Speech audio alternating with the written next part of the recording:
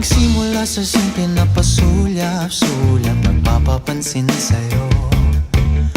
Umabot sa palitan ng mga mensahe, kilig na kilig ako.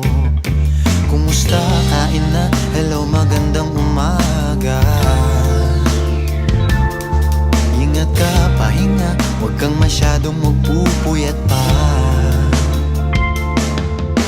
Naramdaman ng puso na dahan-dahan akong nahuhulog sa'yo. Sa kada araw natin na pag-uusap, meron nang